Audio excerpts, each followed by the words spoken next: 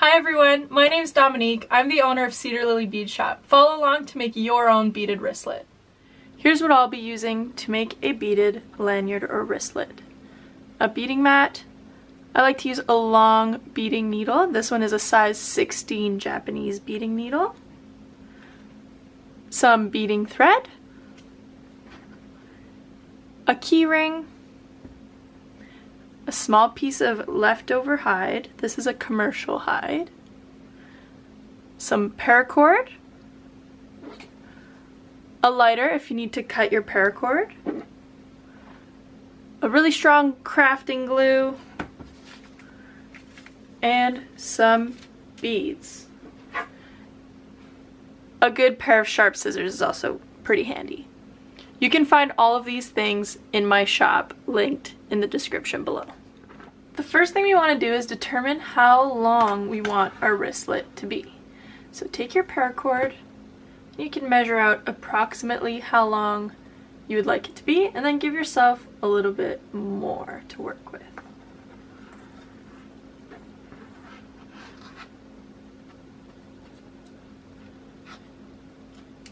If you're cutting paracord, I always recommend burning your ends so that it doesn't fray.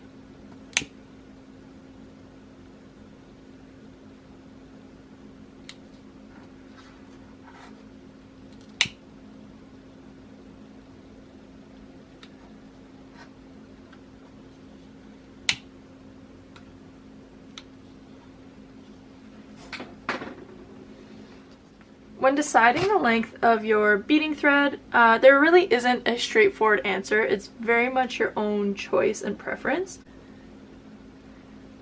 I work with a relatively short thread, though it's still quite long, because I don't mind rethreading it a lot and I rather not get a lot of knots.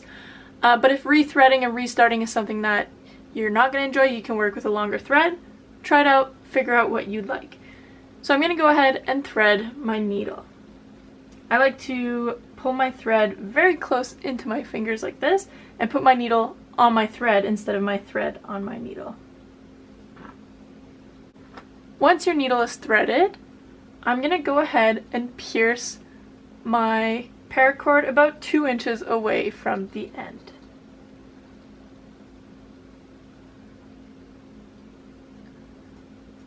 And pull.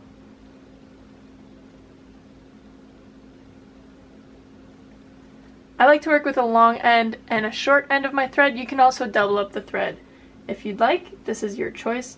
I just work with a single thread. So here I have my end sticking out here, and I want to leave this tail end a little bit long.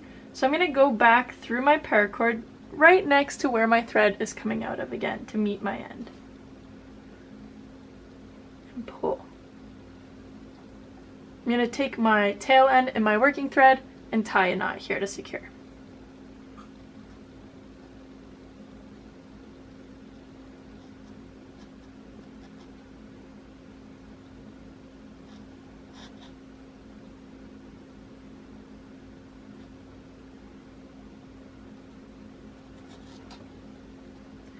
Now we're ready to add some beads. I've mixed together these really lovely fiery colors together. These are size 10 check seed beads.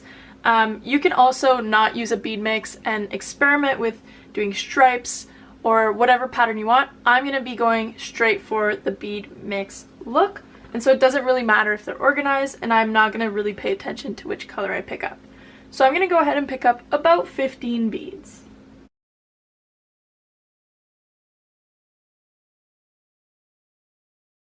The number of beads you pick up doesn't really matter, and you don't really need to count. However, I like to count at the beginning just to get an idea of how many beads it takes to get around my cord, especially if you're using a different type of paracord every time.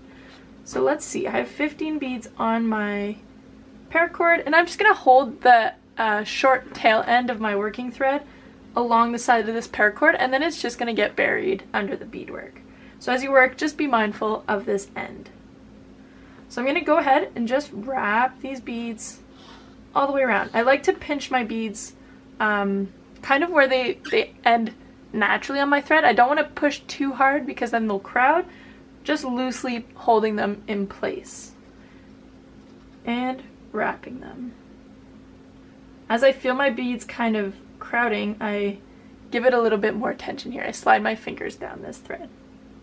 So wrap, wrap, wrap. Okay, so that's actually the perfect number of beads because I have a little bit of an overlap here, which is exactly what you want. So I'm holding them in place, and then I'm going to use my fingers just to make sure that there's no gaps in my wrap. So I can push them down a little bit and make sure that they're all lined up. I take my needle and I'm going to poke through the paracord at the end of that last bead right here. So taking my needle and I poke through here, coming out. It doesn't really matter where you come out as long as it's directly through, and I'm gonna pull all the way. So then my beads end up kind of like this. If you have little gaps, it's not the end of the world, but do your best to keep it as tight and taut as possible. So I'm readjusting my beads here to make sure that there's no gaps. Then I'm just paying attention to where my thread comes out. And I always want to work in the direction that we're going. So I want to end up coming out of this yellow bead. So wherever my thread is coming out of, I'm putting my needle through that bead and through whichever beads, all the beads, until I get to the end. So now my thread is coming out of that last bead that we put, and they're secured there because we've tacked them down. So I'm going to go ahead and pick up some more beads. I'm probably not going to count my beads at this point, but you want to pick up anywhere from 10 to 20 beads. The more beads you pick up, the looser your wrapping will be. But play around with a number or just scoop to your heart's desire and see what works best for you. So I'm going to go ahead and do that.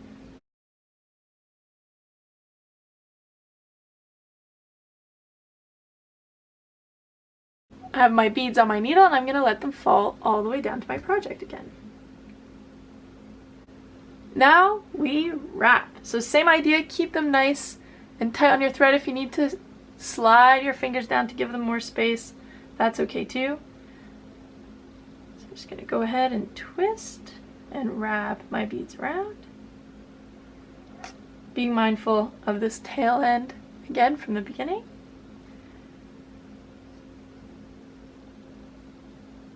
I'm just going to hold them in place with my left hand. Make sure there's no gaps.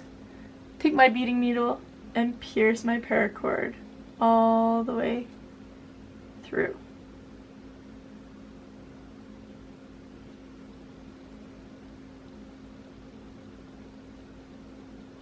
Okay, I'm going to shift my beads a little bit, make sure it's nice and secure. And then I'm paying attention to where my thread comes out and going through all of the beads I need to come out of that last bead from this section of wrap.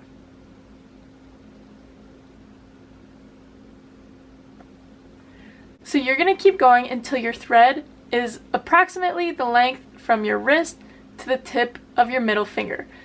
This is my go-to length for when to tie off and put a new string. So I'm going to keep going until I get to that point.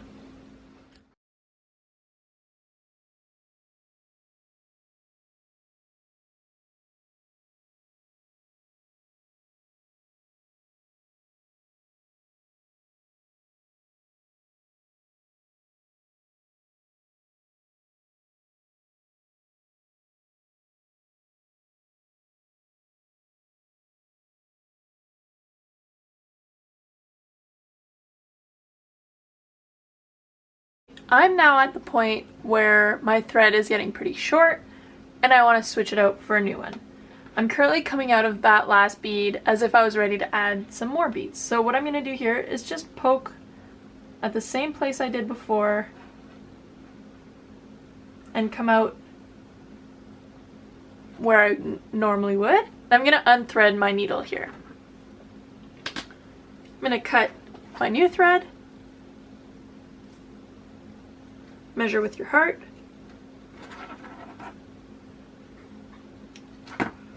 Thread your needle with the new thread. So what we're going to do is we're gonna secure this so that it doesn't just unravel on us. So what I'm gonna do is I'm actually gonna poke my needle through the paracord very close, and maybe if not right next to where the thread is coming out of the beadwork here. So I'm gonna go ahead and poke here, and I'm gonna pull my thread so that I have another tail coming out of that same spot. At this point, it doesn't really matter which way you feed your needle, but we want to kind of weave it in a little bit so that it's nice and secure. So make sure you leave these two tail ends that we will cut at the end. So with my working thread here, I'm going to feed it through 3 or 4 beads and pull, and then poke my paracord, come out. And it doesn't really matter as long as you're not moving any beads, going through 3 or 4 needles, or beads, poking through the paracord,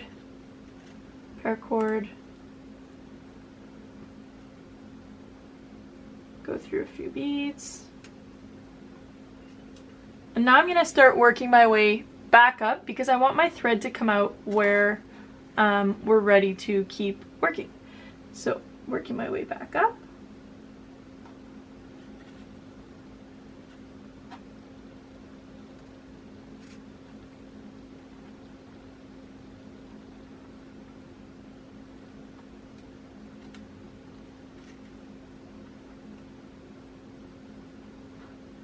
Okay, so now I'm up at my last row, and I'm just feeding my needle through the beads so that I'm in a position to keep working. So if I pull on this thread right now, my tail end should not move because I've gone through this paracord so many times that my thread is now pretty tightly woven inside my project.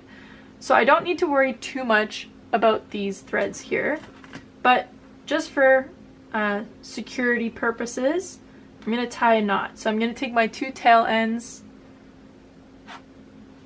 and tie them in. Just doing 1 knot, just a simple knot, and a second one. And what's nice about this is that it's going to hug the paracord, and so you won't see it. It'll be hidden between the beads. So at this point, I like to just kind of hide those ends a little bit so that I'm not cutting right next to a knot, just in case it does come undone. So I'm going to thread one of my ends.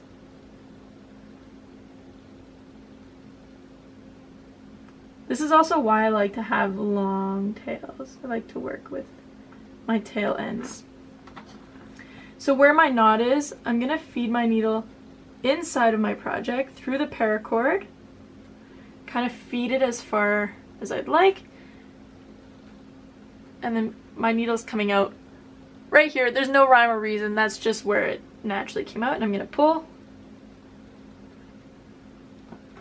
unthread my needle, and then cut as close to the paracord as I can. So I'm kind of giving this a little bit of tension. I'm pulling against my scissors, so when I cut and it lets go, it'll kind of get sucked into my project. So I'm just going to cut, boop. And then I'm going to do the same thing with my other end. You could also feed it through like we did to add a thread, but I don't think that's necessary with the knot. Again, poking my paracord and feeding it through my project. Seeing where it's going to come out right here. Pull.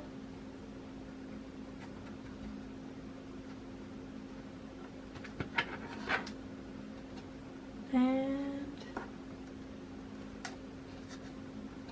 cut. Now I'm rethreading my needle, and I'm going to keep wrapping just as I did here until I get about 2 or 3 inches to the end of my paracord. I have a gap right here, but I was always told that if you can't see it from the road, it's not a big deal. So if this is your first lanyard or wristlet, you're probably gonna have some gaps. Just be kind to yourself. It'll happen. yeah, it will be okay. You could try to sneak a bead in there if you'd want to. But yeah, choose your own adventure. I'm gonna leave mine because beadwork isn't meant to be perfect. I've come to the point where I'm happy with the length of my beadwork, and I still have a pretty decent tail of paracord left at the end. It doesn't need to be this long, it could be about half this long, but this is just where I'm at, and I still have my needle and quite a bit of thread left over at the end. If you have a short thread left over, you can go ahead and weave in some more thread because you're gonna need it for this next step. So what I'm gonna do now is I'm gonna take my keyring and slip it onto the longest end of paracord. Again, it doesn't matter which one, I just happen to have a really long end, so I'm gonna go ahead with that. I'm gonna fold it over, and you're gonna fold it to the length that you want your like keychain to hang. So for example, if I take this one, this is the length that I had for this wristlet, but you can play around with it. I just like a little bit of wiggle room in my wristlet. So I'm gonna go ahead and fold it approximate. Again, measure with your heart. And I'm gonna take the other end of my wristlet and line it up with the end of my with the end of my beadwork. So the beginning and the end of my beadwork should be in a perfect parallel line.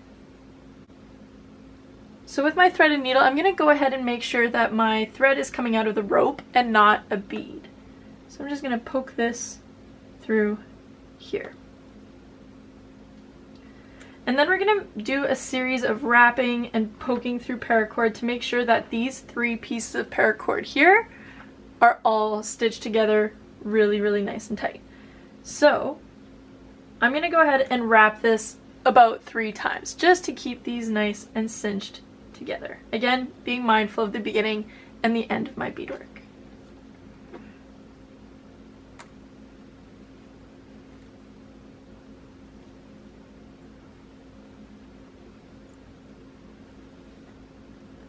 Once you've wrapped it a few times, grab your needle and poke through the bunch of paracord. You don't need to go through all 3 pieces at a time, as long as you go through enough that it'll be nice and secure so that it won't unravel. And then we're gonna wrap again. Wrap, wrap, wrap, and poke through some paracord. So I'm gonna poke my needle through this paracord quite a few times to make sure that it's nice and secure. And it doesn't matter where you go in and out because this is gonna be covered by hide anyways. We just wanna make sure that those 3 pieces are staying together really nicely. I'm also gonna wrap a little bit lower on the paracord here so that we have a nice even section to cover with the hide. So wrap, wrap, wrap, poke. So wrap and poke, there's not really a rhyme or reason, you just want to do it quite a bit, especially the poking through, so that it's nicely tight and secure.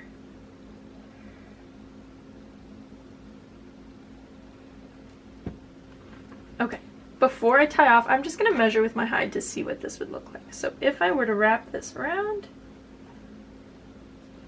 it would look something like this. I'm pretty happy with that. If I wanted to, I could do a few more stitches at the base of the hide here, but I'm pretty happy with this open look here. So what I'm going to do now is I'm just going to tie this thread off and then adjust my paracord. So to do that, I'm going to pierce the paracord just a little bit so that I have this nice loop here with my thread, and then I'm going to go through this loop twice. So 1, 2 to make a knot, and pull. I'm going to pass through my paracord a few times again.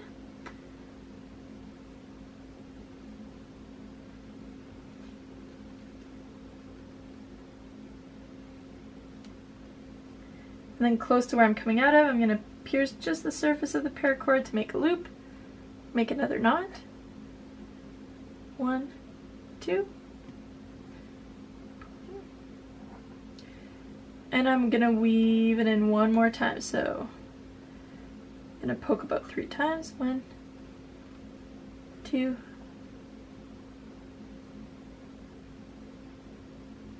3.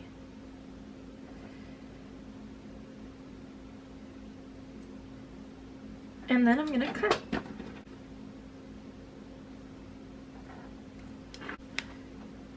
Now it's time to trim the excess paracord. This can be a little scary, especially if you're going to be burning your ends, which I strongly recommend, because you really don't want to burn the thread between your beadwork or the thread that we wrapped here. And you're going to cut your paracord where you'd like it. I'm going to fold this and pull the beadwork back a little bit to keep the flame away from my beadwork. And I'm just going to burn that end.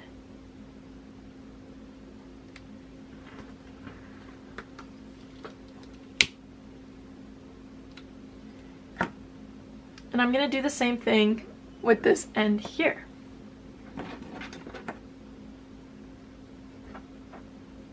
Trimming.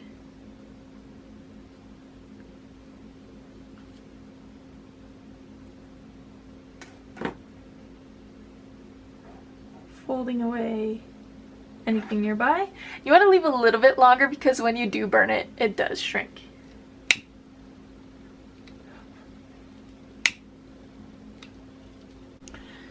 Final step is adding our hide. You can choose to do suede side or skin side. I don't know, which one should we do here? Oh, I love the suede side look, so I'm gonna go ahead and do that. I've already pre-cut mine to the width that I like.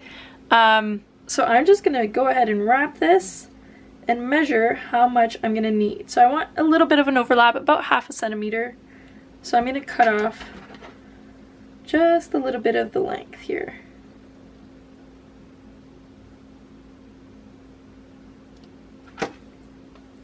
With your industrial crafting glue, I like E6000. I'm gonna go ahead and make some nice little glue dots all along the edges. Now I'm gonna take my wristlet, take my piece of hide, being careful not to touch the glue. I'm going to place it carefully just at the edge of my beadwork and then wrap it around.